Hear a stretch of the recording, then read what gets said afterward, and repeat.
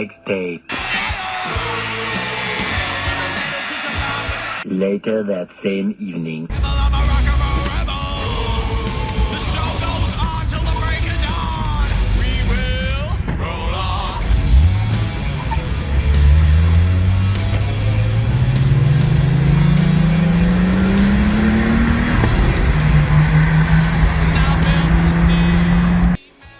So as is plain to see, we finished the Hilux, got the tray back on, got the new engine in, got it running and driving, and yeah, it was ready for Luke to go on a family camping trip to Moreton Island. So when Luke did the wiring, he's not an automotive wiring guy, he just does it for fun. So he wasn't aware that if you cut an alternator signal wire to the dash, then the alternator doesn't kick on.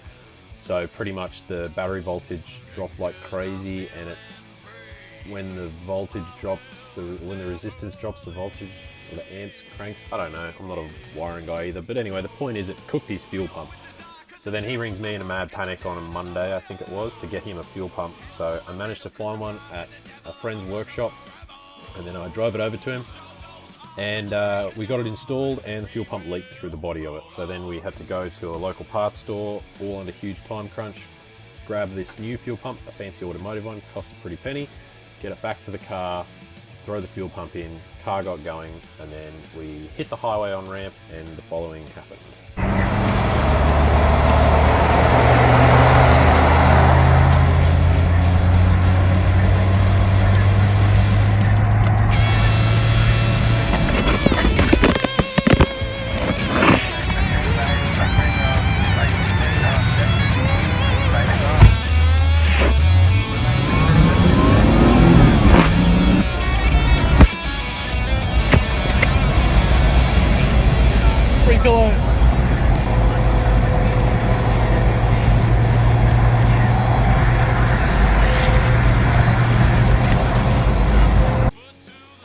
So that was more or less, that was it. That was the end of the Hilux build. So it started as a blown up car that Luke bought because he always wanted a Gen 1 Hilux and been looking for a while, and this was the one that came up. So I don't remember the exact timeline. Could have been 2 weeks, 3 weeks, something to that effect. But it was just over Christmas and we were just doing it, having fun the whole time. So I think Luke then had this as a daily for a little while, driving it to work and whatnot. And he had some funny stories about parking it out front of the Hilton while he was on a job. After that, I believe it spun a bottom end, so you'll have to wait for the next lot of Hilux build videos where we go into swapping the motor another maybe 2 more times, I think.